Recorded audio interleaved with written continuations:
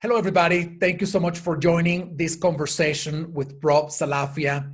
We're going to be talking today about leading from your best self. What an amazing conversation to have in times where people are struggling even to discover how they can reinvent themselves, if they can actually be their best selves in the middle of all this tragedy that we're going through. So it is an honor to have you with us, Rob. How are you doing?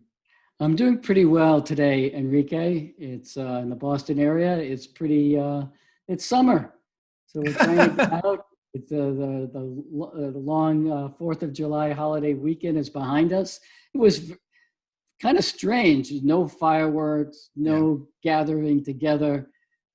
My wife and my daughter and I usually get in the car from Boston and drive down to Rhode Island, where we're from, go to see her parents, go out Narragansett Bay. We sit, have our blankets and our chairs right next to the water, and we stayed home. I did a lot of work in my yard this weekend. So what do you let me connect that experience, Rob, with this question. What do you think is happening right now with people in general? I mean, we always tell people that celebrating small victories is good, even when things may not be doing overall that well. But it seems that people are, generally not willing or um, perhaps not finding that kind of joy to celebrate these Mm, days, right? Because there's so much going on out there. So what's true. happening in people's brains? What's happening in people's emotions that they are getting into this cycle of negativity and whatnot, and we are staying there. It seems that we're not getting out of there. Well, let me explain it through a conversation that I had with one of my coaching clients. So this is a fellow who's in the UK, and he's an older gentleman like myself. Me? Oh, am I old? No. Uh, and uh, and he's sitting in his home. And I said to him, I said, well, we're all everybody's experiencing the same thing here with the COVID crisis, working from home. And he said, well, actually, we're not. We're all being impacted by it, but we're not all experiencing it in the same way. He said, I'm sitting here. My kids are grown. They're out of the house. I'm in my, living room area. And he said, look over here to the right. I have this beautiful door, walk out into a nice garden. I can get up and stretch and walk out and change the scene. Not everyone has that luxury. Mhm. And some of the people on my team, he said, have 3 kids and they have to work in a very small space and it's constant interruptions. Um, One of the people I work with, because I'm an executive coach at MIT, and one of the folks that was helping me do a virtual class, she has 2 roommates. She's in her small bedroom all day. She Wow. doesn't look too happy. Wow. She has to work hard, or she has to work harder to keep herself in a positive frame. And so I think it's for some people, they're naturally busy. Uh, and for other people, they tend to be, let's say, more thinkers. And, let's say introverts or extroverts. Right? Extroverts want to go outside. Introverts, well, they're okay. But Yeah. not all introverts or extroverts are built the same way. Yeah. And so we have to find ways to stay busy. We have to find ways to take advantage of being at home. Yeah. And so it's cats, kids, and dogs. It's like I always say it's there's a couple of ways we can either eliminate distractions, because managing distractions is the new normal. That's how I Yeah. look at it. And so it's you can eliminate them. Now I'm lucky; I have a contained space and I can close the door. Not everyone is that lucky. You Yeah. can minimize them, which means you can reach out to people and ask them to support you if you have to focus, or you can normalize them. Yeah. And I think the normalization is what's really important. Is we have to normalize the that this is something that we're all experiencing it in our own way, and If we see behind us, one of our, kids comes across, well, invite them into the conversation and lighten the mood a little bit, Yeah. because Yeah. it's not all, and so I came up with 3 Ps to lead in a virtual environment: get present, get personal, get productive. Get present, get personal, get productive. Yes. Can you In tell other us a little words, bit more about that?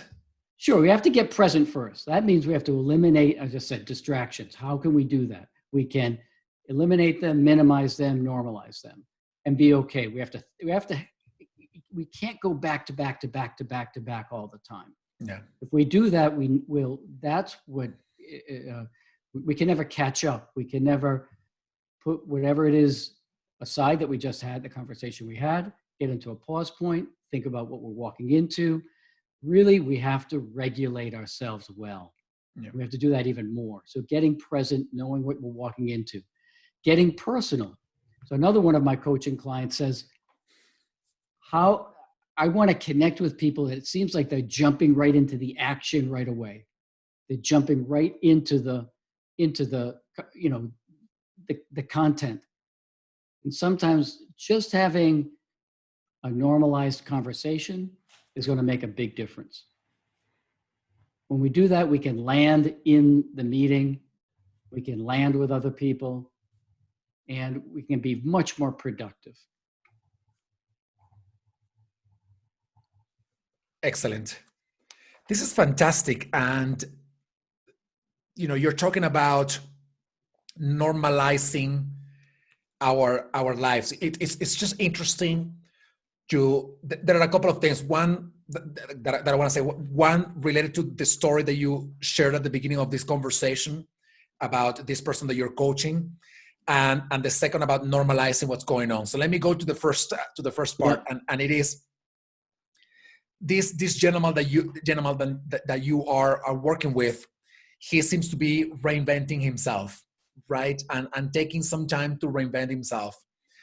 And it is, I don't know if you've ever read this quote or writing that is attributed to Albert Einstein, talking about how crisis becomes blessings in disguise, because they are the opportunities for us to become more creative, use our imagination, and do things differently. And this is what this gentleman that you're saying that he's old is doing, right? And I think that's beautiful, that we can find, if we have the ability to find some space to reinvent ourselves, to do it. And it doesn't have to be, what I think you mentioned that he's doing 1 or 2 minute video every day, every morning for his team.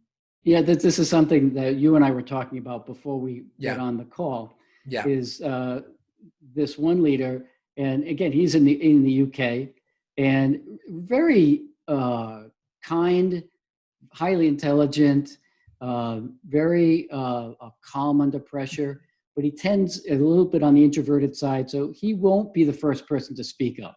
Yeah. And he's not very good in front of the camera. And so he said, if not now, when? When am I going to be able to learn this?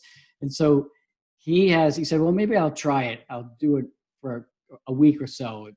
He had very low expectations. So he started recording 1 or 2 minute videos to his team, just saying what was on his mind, what he was thinking about, what's the week ahead going to look like. He was on video number 52 when we spoke. 52 Amazing. In a row. And he goes, and I'm starting to get good at it. He's enjoying it now. Yeah, he's enjoying it now. So that's the thing about authenticity. It's not so when you say, well, I'm not really that good at it. It's not. Authenticity doesn't have anything to do with getting good at a skill. When you get a skill and you work at it and you strive to improve, it's that continual improvement mindset. It's not a game of perfect, it's a game of excellence. Yeah. And so when you go at it, all of a sudden he's starting to get better and better and better at it. Then he's looking at this like, I want to keep this going. Yeah. And how can I influence other people to do the same thing as well? Yeah. I want to dig a little deeper into that and connect it to the second thing that you said about getting personal when you are, dealing with all that we're dealing with today. There are people, this gentleman, like you mentioned before, he has certain advantages that not everybody has, right? He has a private space to do the videos, and maybe the Hmm. kids are, older and they are not at home. But one thing, if you think about the crisis, that the tragedy of coronavirus that we're going through right Yep. now started in March in America, before in other countries. It was shocking at the beginning for a lot of people, but now we are in the middle of a tragedy, but a lot of the things that were shocking in March now have become normal, right? Like working from home, and working from the living room when the kids are running around. But there are people that are struggling with normalizing the fact that this is their lives, and now they have to put it together with work, and that's how they have to show themselves. And in addition to that, they also have an even harder time to reinvent themselves when they are looking at the bills, and they are thinking, am I going to keep my job? What do I do with my loans? What do I do with my mortgage? So what would you say to people that they have in the back burner of their minds? They have this idea of, I want to reinvent myself, I want to do something, but what's in the front burner right now is all of these things that create so much anxiety in me. Meaning, Right. how will they look at me at work when my kids are running around, when the cat is jumping on the table, when the dog is barking in the background, when I have the bills piling up and I don't know if I'm going to be able to keep my job? So it's a lot of ingredients for a very strange recipe going on here. And I do want people to reinvent themselves, but how do we inspire them to feel that they can do it even in the middle of all these difficulties Sure. that we're going right now? So I'd like to answer that, Enrique. It's a great question. I'd like to answer it in a couple of different ways. I've been working on my own now for about 7 years. So I worked before that for a dozen years for a small training company. I was a top salesperson. Um, I uh, I sold it. I taught it. I designed it. I was the product, right? So when I made the move to work on my own, I said, if I'm going to bet on anyone, I'm going to bet on myself. Well, the first 3 years, all I saw, if you run your own consulting practice, was the cliff. And so the anxiety that I had at several points of thinking, is this going to work out for me? Having no idea. If I did not have a strong personal meditation practice and energy practice to calm me down, if I did not have that, the expression I use is, I would be a heap of cinders smoldering on the middle of the floor, because it was so anxiety provoking. So by doing and I really held on to a practice and I got it into my system. So now, 7 years later, I still get a little anxious, but nowhere near the way I was before. I see my way through that. I can see the path through. Yeah. And that's what happens is, when we have the thought about a vision for ourselves and it's in the back of our mind, it's really in our amygdala. Mm. And what's in the front of our minds is the anxiety. Well, we get triggered. Yeah. And we can't bring our best self to our behaviors, to the situation. We might get volatile. We might, everyone gets triggered in a different way. Certain things trigger us. So having some kind of a personal practice that can ground us out, get calm, be able to see the situation, and know that it's going to work out. No matter which way it works out, it's going to work out, and we'll deal with it one problem at a time. Yeah. I don't know if you've ever saw the movie The Martian, Yeah, I where did. you Love it. and Matt Damon, at the end of the day, and here he's stranded on Mars, and he makes it back home. And he's like, how did you deal with it? He said, one problem at a time. And it wasn't easy, Yeah. but one problem at a time. It can get really overwhelming if you don't see it that Right. way, because you have 1,000 problems to deal with Yeah. simultaneously. If you don't see the one problem at a time kind of um, kind of approach, right? And then know that you're not the only person that's experiencing this. That's where the get personal is. Yeah. So the self-regulation skills, it enables us to get present, enables us to see what's right in front of us, to get energized. And that's where inspiration, that personal inspiration comes from. Yeah. Is we need to get the vision from the back of our, brainstem into the front of our minds so that we can see. It's only by having a vision for ourselves that we can go, oh, great, that's what I'm going toward. And we keep that front of our minds hanging in front of us. Then it inspires us to keep moving, even when we feel as though we don't want to. Yeah, yeah. No, that's fantastic. And I want to connect that with, of course, the topic of your book. And I want to ask you three questions all at once. Sure. I'm gonna ask you a three-part question. The first question is, what is your best self? I mean, how do I know that I am in my best self? I would love to know that, because some people, it's like authenticity, right? And like many other concepts, you think, or like awareness. Let me tell you about, you think like, oh yeah, I'm aware about all these things, but then something happens and you're like, oh my goodness, I was not as aware as I thought I was, right? So maybe people think, I am in my best self right now, or my best self, but then you provide a description or a framework and they're like, no, I need to do a little bit more work to get there. So number one, what is your best self? And the other two questions are, how do you get to your best self in normal times, which are not the times that we're going through right now, and in times of adversity, like the ones we're going through right now? So it's a three-part question in there. So I heard two, like what is the best self, Mm-hmm. and then how do I get there? How do you get there if you were in normal times, and then in times crisis. of crisis? Got it. Yes. Perfect.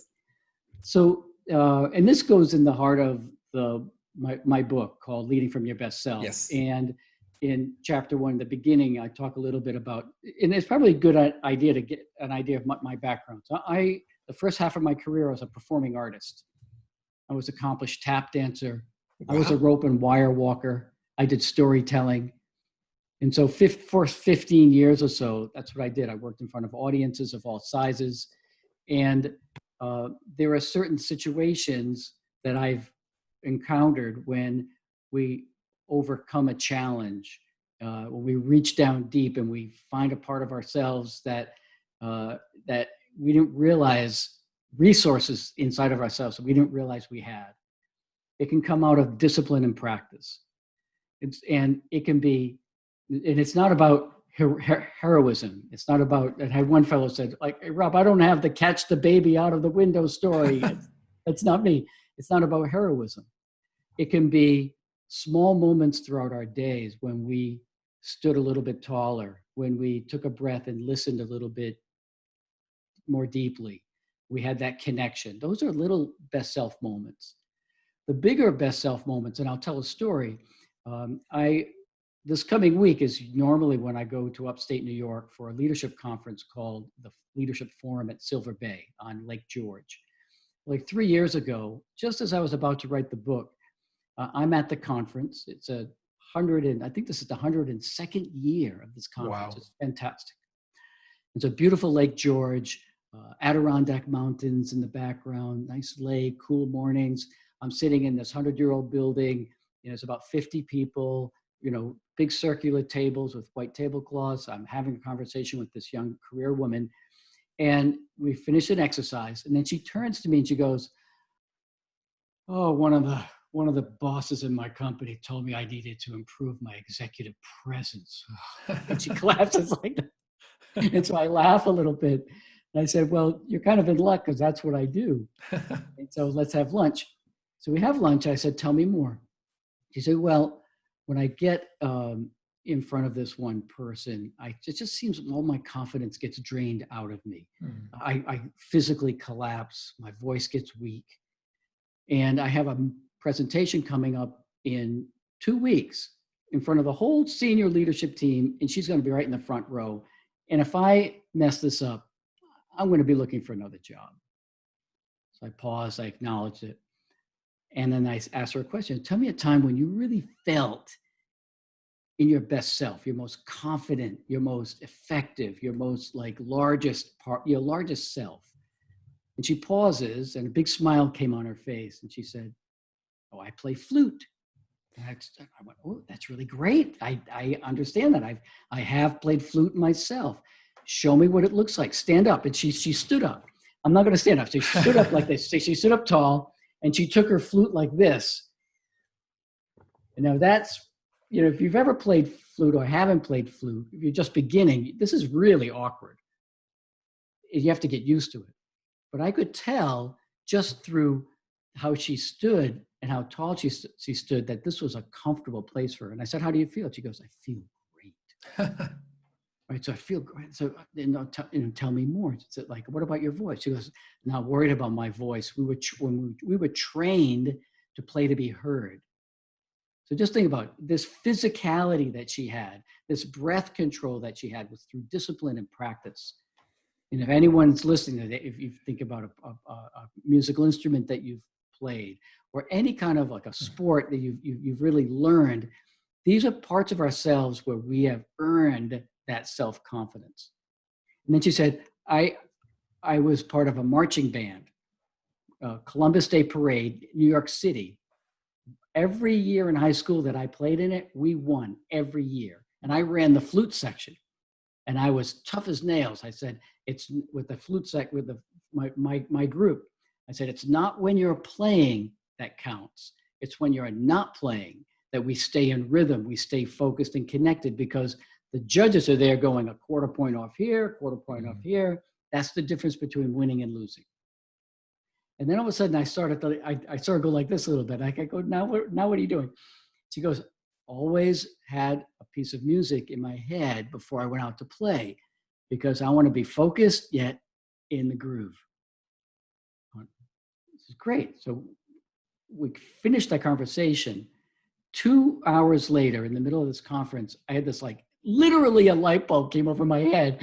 And I said, and I went to see her and I said, I have this this model.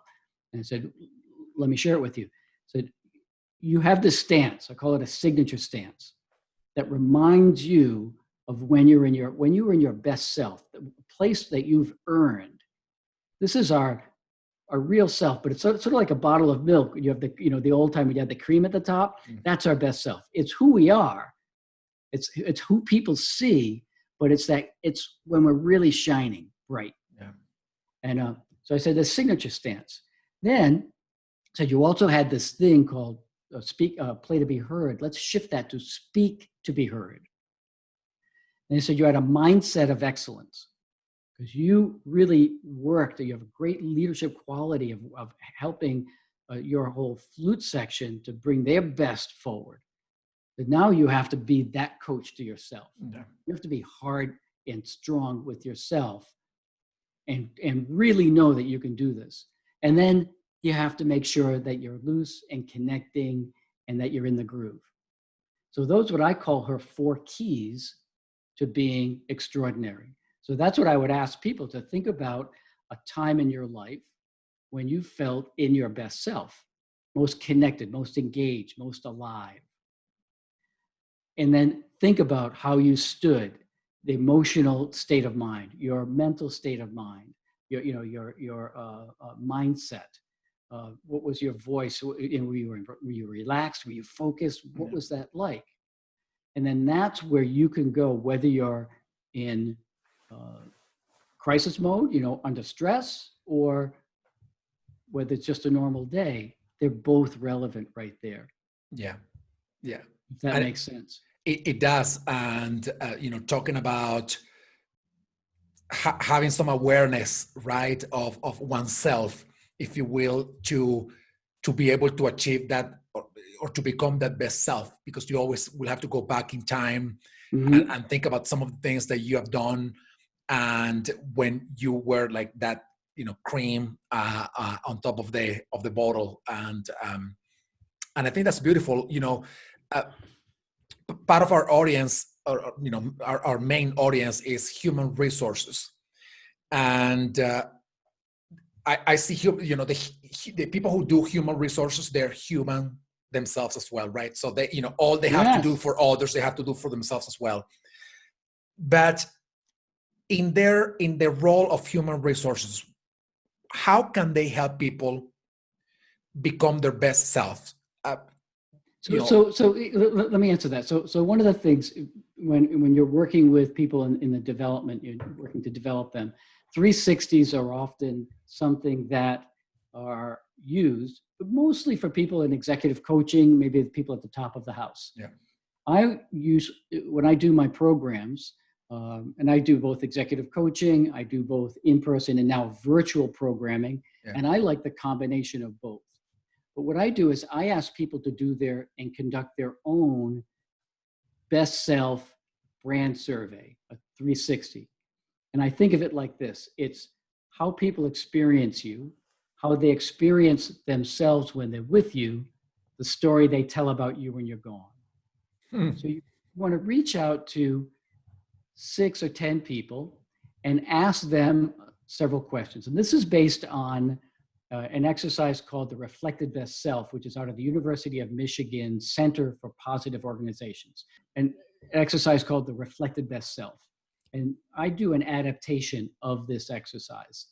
And it's you seek 6 or 10 people and ask them to tell you about a time when they experienced you in your best self, when you showed up as the best version of yourself.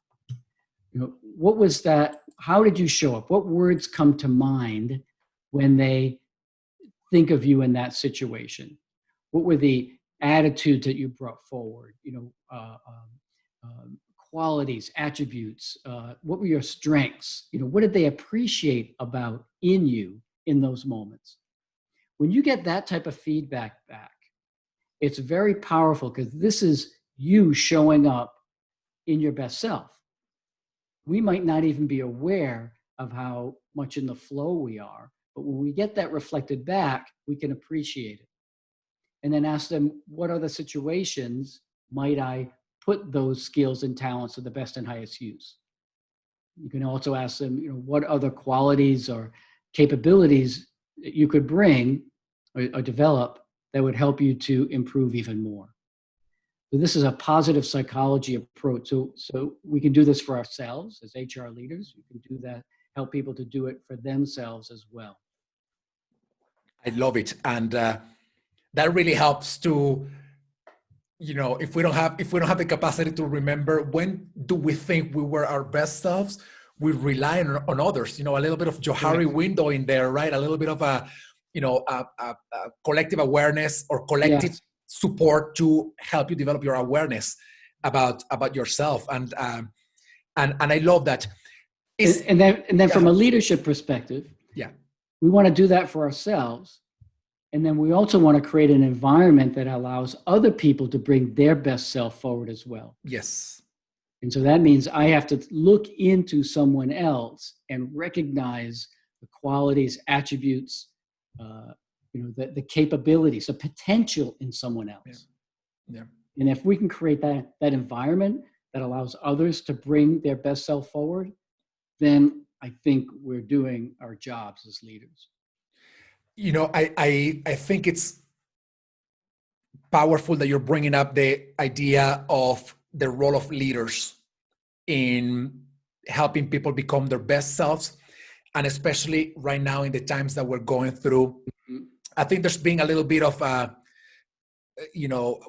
we are removing some sort of the scaffolding around leadership, and we are seeing what real leadership looks like. I think about some of my professional experiences before when leaders were there to either micromanage you or to make sure that you were punching the time card, at 9 a.m. and at 5:30 p.m., whatever it was. And right now, organizational culture is distributed now among many people. That's right. The work is looking different. So more and more people are realizing that the role of leaders is more important when they help people be their best selves, do their best work by either providing them with the tools and the resources that they need and or removing the obstacles of the way that are preventing them from doing the work that they have to do. And I think that's beautiful. Right. That's a beautiful thing out of this tragedy that we're going through. What are your thoughts on that? Well, first of all, we have to separate managing from leading. Mm. So someone that is managing a process. Yeah. We'll treat people just like a piece in the puzzle, Yeah. and that's where a lot of micromanaging comes from. Ensuring that something gets done, as opposed to connecting with someone and finding out, taking a more personal approach and a more developmental approach. Yeah. The difference between managing and leading. Um, the role of a leader, I like what you said, to see what's happening and what needs to happen. If is someone being are they being utilized exceptionally well? This is where the get personal comes in too, from a leadership perspective, especially if we're connecting with our teams remotely, is to make sure that you take the time to get present, you take the time to get personal, so that you're understanding what someone else's experience is, and you're helping them to, get focused and put the things outside, the things that they can't control at this moment. And then if you recognize and you have a developmental relationship with that person, then you can help guide that person to their higher contribution.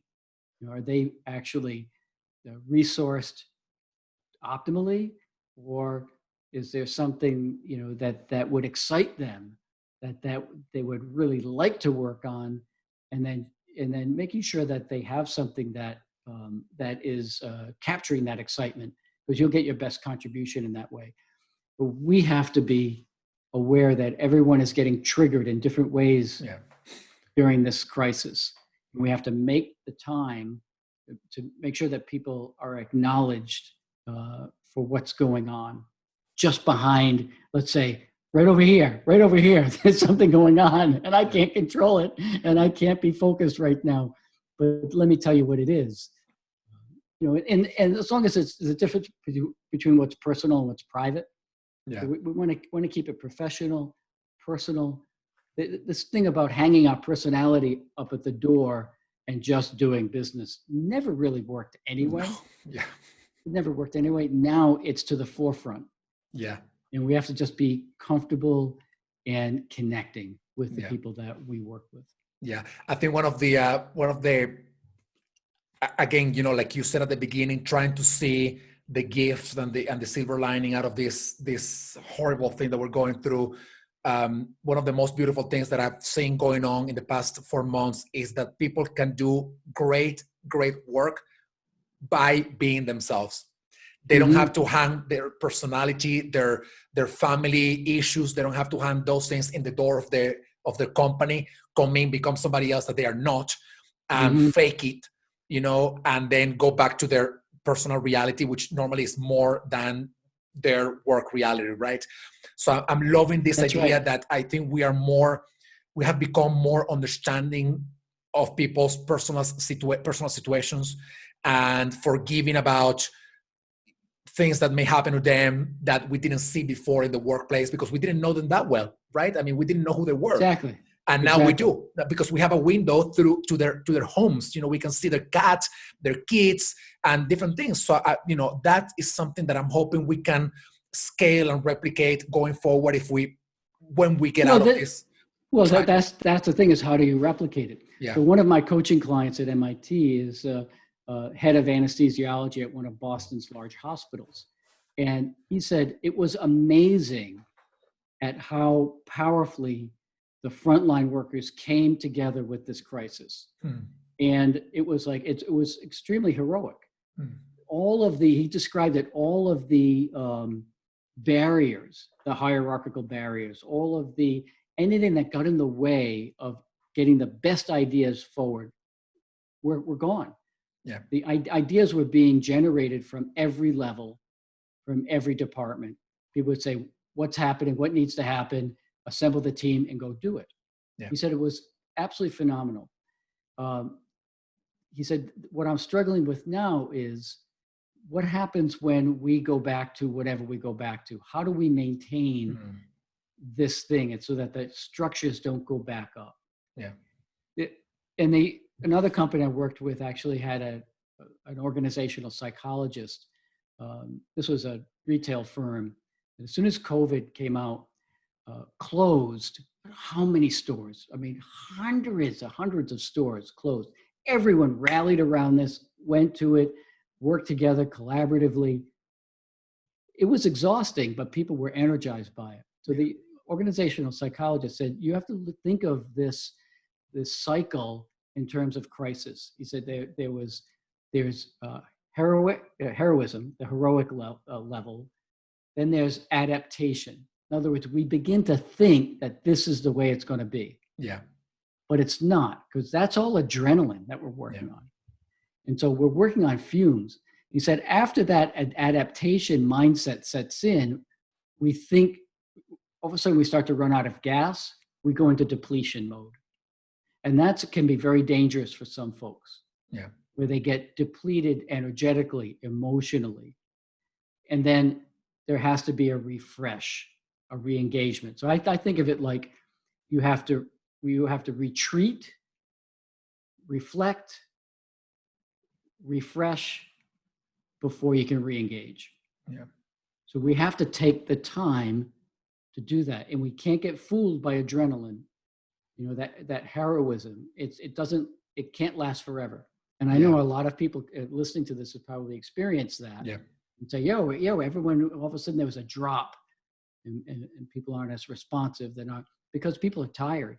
Yeah. We have to have that understanding, and we have to give people that it's okay to take care of themselves. I absolutely love that, Rob. And one of the things, and I said this at the very beginning of the coronavirus crisis here in America, that was at the beginning of March of this, 4 months ago. Leaders have to show, in my view, leaders have to show themselves as the humans they are. Mm-hmm. And that means a lot of things, but one of them is coming forward and saying, I don't have the answers to all the questions. I cannot envision what's going to happen in the next few weeks or few months because we don't know. We have never been here. It doesn't matter how much we want to compare this to Ebola or SARS or MERS or 1918. We have never been in a place like this before. Yeah. But if we are able to say, this is the problem that we have, and we all come together around the table saying, like, this is how I think we can resolve it. This is my idea. We're going to be tapping into the collective intelligence that we have never tapped into before. Yep. And we're going to be getting so many ideas. Some of them will not be achievable or feasible, and some others will be, and they will probably not come from the leaders. And that's part of what I'm hoping becomes one of those things that we can scale in time, right? How can we continue to acknowledge the talents that we have in our organizations to resolve the conflicts that affect us all?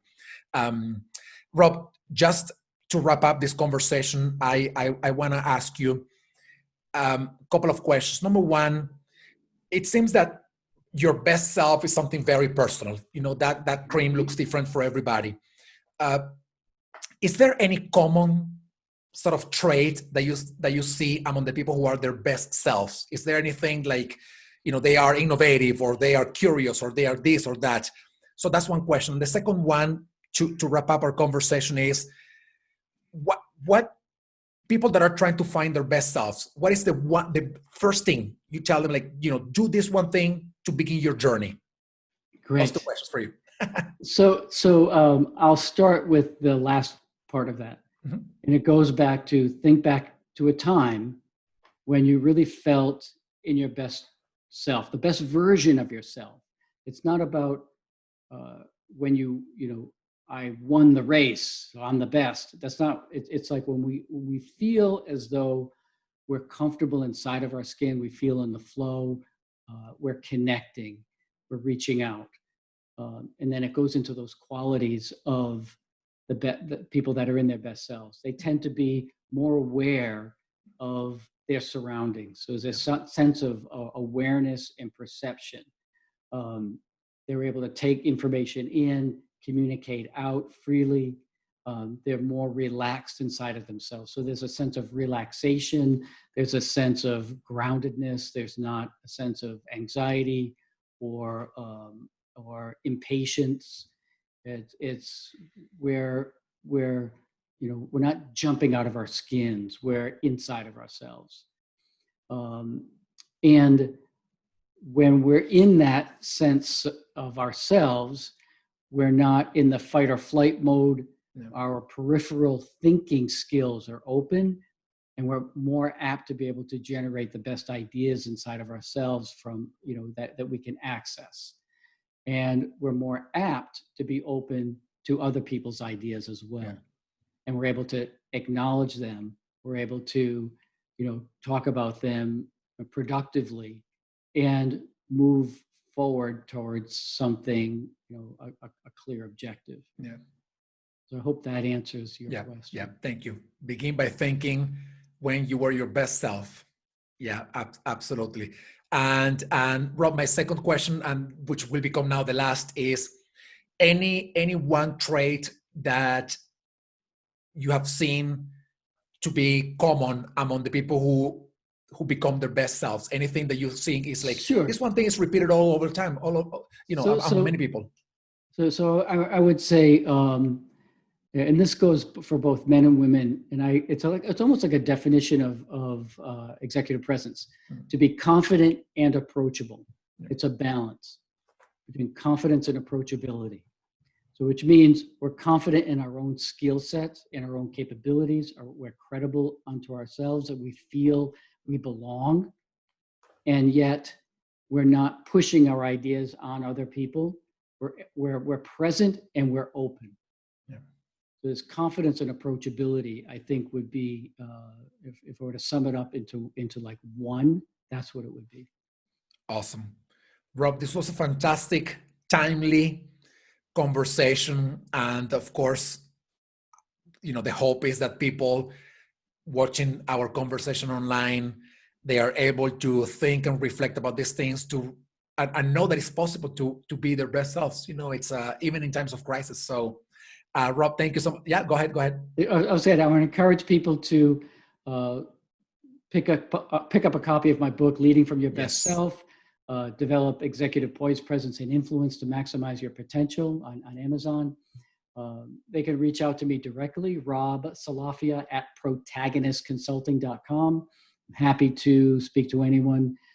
A lot of my programming has gone virtual, so it's challenging the way I've always thought about how my work needed to be delivered, and now I'm realizing that the